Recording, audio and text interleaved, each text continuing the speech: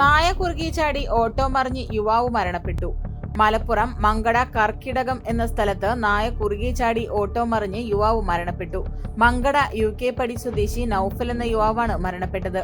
മൃതദേഹം മഞ്ചേരി മെഡിക്കൽ കോളേജിൽ.